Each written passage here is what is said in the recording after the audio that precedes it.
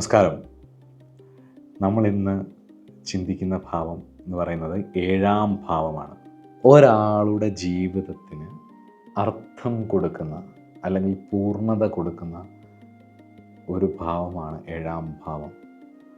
പാർട്ട്ണറെ വിവാഹ മഥന ലോക ഭാര്യ ഭർത്തൃ സമാഗമ എന്ന് പ്രശ്നമാർഗം 14-ാം അധ്യായത്തിലും 7-ാം ഭാവ നിരൂപണത്തിൽ പറയുന്നുണ്ട്. ഈ പ്രശ്നമാർഗം 14-ാം അധ്യായത്തിൽ ഈ 12 ഭാവങ്ങളെക്കുറിച്ചും പറയുന്ന ശ്ലോകങ്ങളുണ്ട്. കേരളീയമായിട്ട് ട്രഡീഷണൽ അസ്ട്രോളജേഴ്സ് മെയിൻലി ഫോളോ ചെയ്യുന്ന ഒരു ബുക്കാണ് പ്രശ്നമാർഗം. അപ്പോൾ അതിലെ ശ്ലോകങ്ങൾ ആവശ്യമുണ്ടെങ്കിൽ വായിച്ചു പഠിക്കുന്നത് വളരെ നന്നായിരിക്കും. പ്രൊഫഷണൽ അസ്ട്രോളജേഴ്സായിട്ട് മാറേണ്ടവർക്ക് അത് വായിച്ചു പഠിക്കുന്നത് വളരെ ഉപകാരപ്പെടും. ആ ഒരു ശ്ലോക രൂപേണ കൊടുക്കുന്നതുകൊണ്ട് കുറേ കാര്യങ്ങൾ നമുക്ക് പെട്ടെന്ന് ഓർമ്മയിരിക്കാനും പറ്റും. ഇതിപ്പോൾ ഞാനങ്ങ് പറഞ്ഞു പോകുന്നേ ഉള്ളൂ. നമ്മൾ ബുക്കായിട്ട് വരുമ്പോഴത്തേക്ക് അസ്ട്രോളജി മാസ്റ്റർ ക്ലാസ്സിൻ്റെ ബുക്കിൽ ഈ ഭാവത്തിൽ പ്രശ്നമാർഗത്തിലെ മാത്രമല്ല ബാക്കിയുള്ള പല ഗ്രന്ഥങ്ങളിലെയും പരാശര ഹോരയിലെ അടക്കം പല ഹോരകളിലെയും 7-ാം ഭാവ നിരൂപണത്തിൻ്റെ ശ്ലോകങ്ങൾ നമ്മളെടുത്ത് ചേർത്തിട്ടുണ്ട്.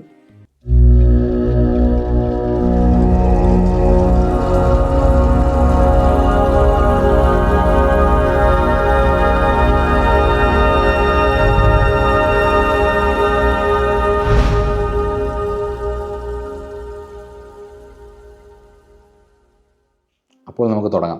വിവാഹം, കാമം, sexual desires, sexual activities, sexual behaviour and character, ഇതെല്ലാം ചിന്തിക്കുന്നത് 7-ാം ഭാവം കൊണ്ടാണ്.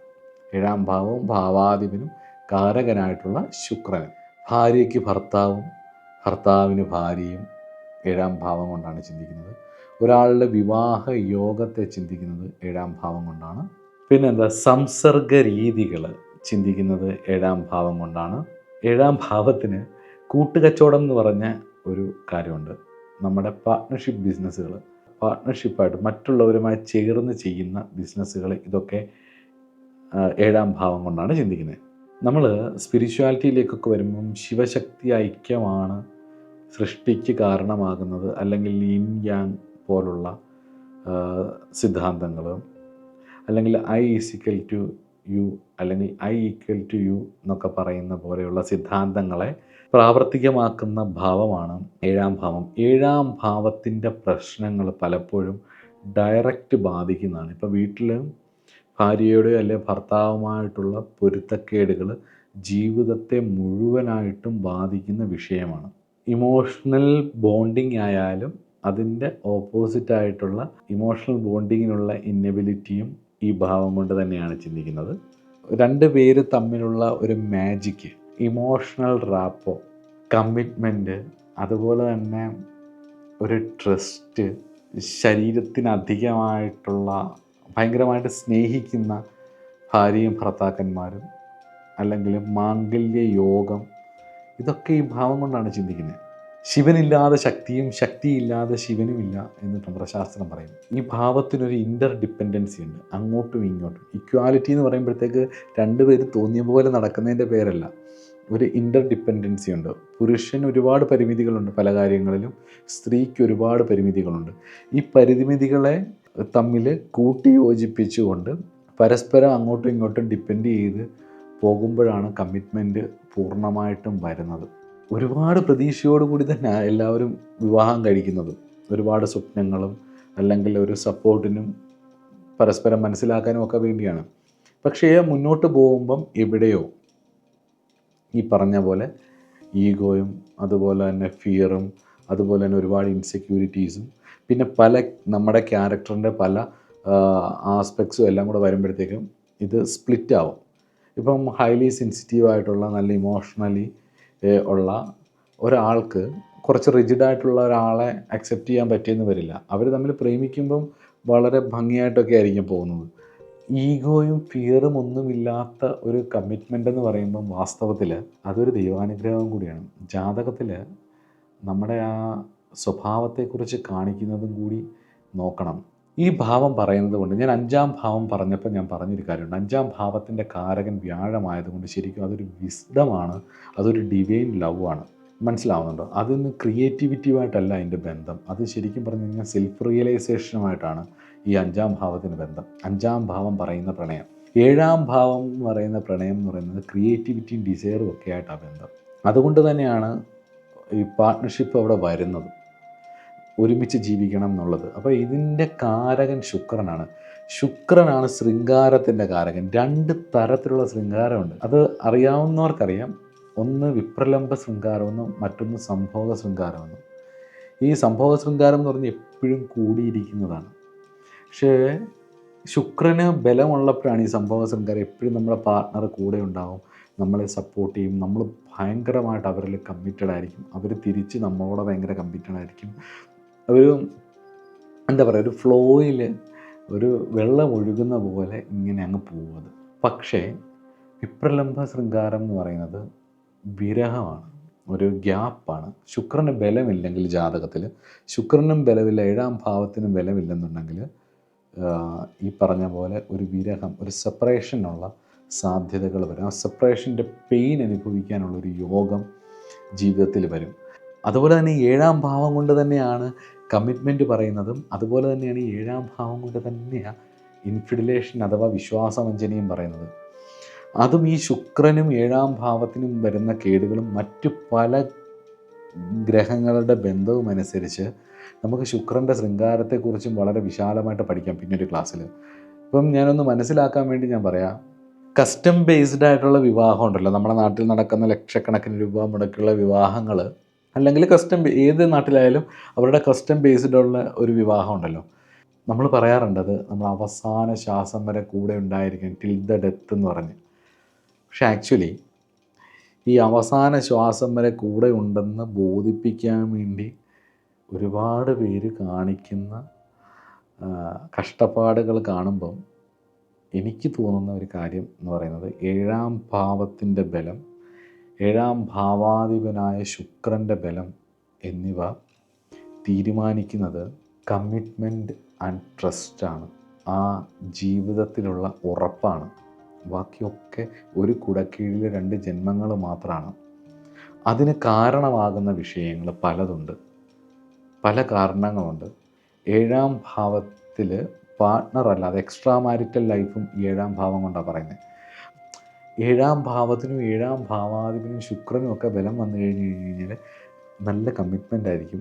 ഈ സംഭോഗന ശൃംഗാരം എന്ന് പറയുന്നത് എപ്പോഴും ഭർത്താവും ഭാര്യയും കൂടെ നല്ല യോജിപ്പായിരിക്കും, ഒരു പരസ്പരം ഒരു കണക്ഷൻ ഉണ്ടാവും. നമ്മൾ പറയത്തില്ലേ കുടുംബത്തിൽ പിറന്ന 2 പേരാണെന്ന്.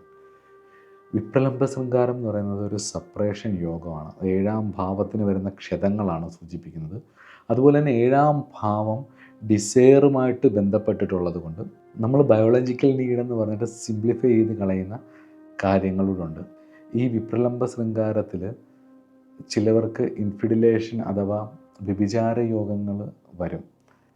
ഏകദേശം 10-33 ടൈപ്പിൽ വ്യഭിചാര രസങ്ങളെക്കുറിച്ച് പറയുന്നുണ്ട്. അതെന്തുകൊണ്ട് അങ്ങനെയൊക്കെ ആവുന്നു എന്നുള്ളത്. അതായത് അതിലൊന്നാമത്തെ നിർവേദ, ഡിസ്കറേജ്മെൻ്റ് എന്ന് പറയും, ഗ്ലാനി, വീക്ക്നെസ് കൊണ്ടുണ്ടാവുന്നത്, ദയനീയമായിട്ടുള്ള അവസ്ഥകൾ കൊണ്ട്, ഡിപ്രഷൻ, ദയനീയമായിട്ടുള്ള അവസ്ഥകൾ കൊണ്ടുള്ള ഇൻഫിഡിലേഷൻ, ജലസി അഥവാ ഈർഷ്യ കൊണ്ടുണ്ടാവുന്ന കാര്യങ്ങൾ, അരഗൻസ് കൊണ്ടുണ്ടാവുന്ന അഥവാ ഗർവ് കൊണ്ടുണ്ടാവുന്ന സെക്ഷൽ ഡിസയേഴ്സ്, ഇൻടോക്സിക്കേഷൻ അഥവാ മതം പൊട്ടിയിട്ട് മതം കൊണ്ടുണ്ടാവുന്ന ഡിസയറുകൾ. ഇങ്ങനെ ആക്ച്വലി വ്യഭിചാരം എന്ന് പറയുന്നത് കോംപ്ലിമെൻ്ററി സൈക്കോളജിക്കൽ സ്റ്റേറ്റാണ്. വേറെ ഒന്നും ഇതിനകത്ത് നമ്മുടെ നാട്ടിൽ പറയുന്നതൊന്നും ചിന്തിക്കണ്ട. അപ്പം ഇങ്ങനെയൊക്കെ ഇത് വന്നിട്ട് കമ്മിറ്റ്മെൻറ്റും ട്രസ്റ്റും ബ്രേക്കായിട്ട് റിലേഷൻഷിപ്പ് പൊളിഞ്ഞു പോകുന്നത്.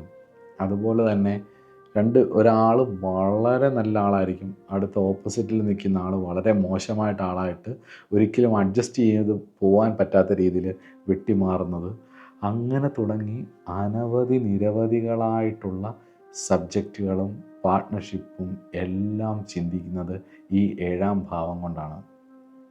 7-ാം ഭാവത്തിന് ഒരു മാരക സ്വഭാവമുണ്ട്. നമ്മുടെ മരണരാശിയുടെ, അതായത് 8-ാം ഭാവത്തിൻ്റെ 12-ാം ഭാവമായതുകൊണ്ട് 7-ാം രാശിക്ക് ഒരു മാരക സ്വഭാവവും ഉണ്ട്.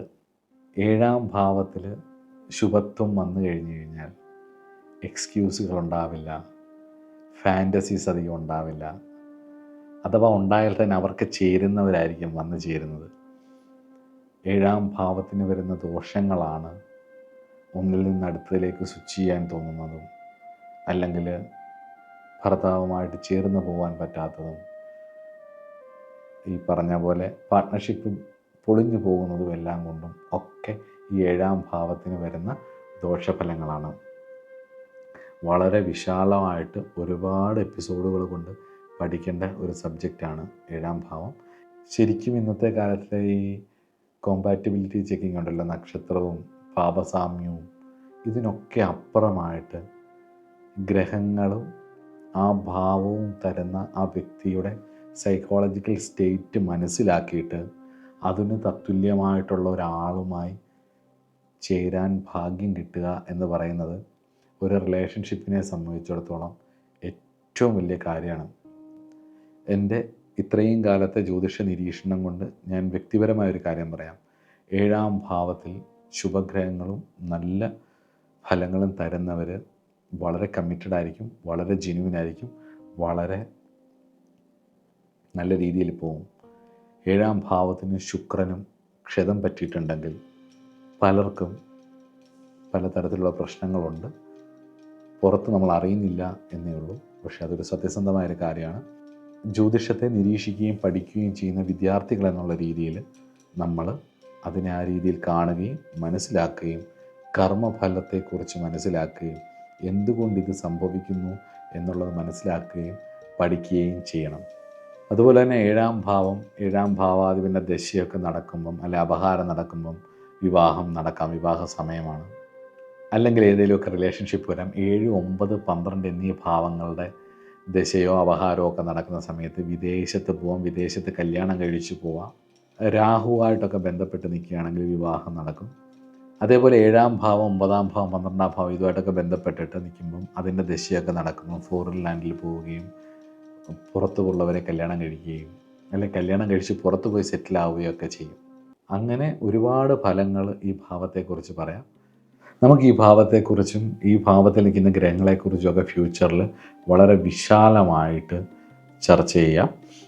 ഇനി നമുക്ക് അടുത്ത ഭാവം 1 മുതൽ 7, ജനനം 1-ാം ഭാവം, 2-ാം ഭാവം ധനം വിദ്യ, 3-ാം ഭാവം സഹോദരങ്ങൾ ധൈര്യം വീര്യം ദുർബുദ്ധി, 4-ാം ഭാവം അമ്മ വീട്, 5-ാം ഭാവം സന്താനം പ്രണയമൊക്കെ, 6-ാം ഭാവം രോഗം കടം ഇത്യാദി കാര്യങ്ങൾ ശത്രുക്കൾ, 7-ാം ഭാവം നമ്മുടെ പാർട്ട്ണറായി. ഇനി അടുത്ത 8-ാം ഭാവം എന്ന് പറയുന്നത് മരണമാണ്, നമ്മുടെ നാശമാണ്, നമ്മുടെ ദുരിതങ്ങളാണ്. അപ്പം വളരെ രഹസ്യമായിട്ടുള്ളൊരു ഭാവമാണ്. മരണത്തോളം രഹസ്യമായിട്ട് ഈ പ്രപഞ്ചത്തിൽ മറ്റൊന്നുമില്ല. അപ്പം ആ ഭാവത്തെക്കുറിച്ച് നമുക്ക് അടുത്ത ക്ലാസ്സിൽ പഠിക്കാം. നമസ്കാരം.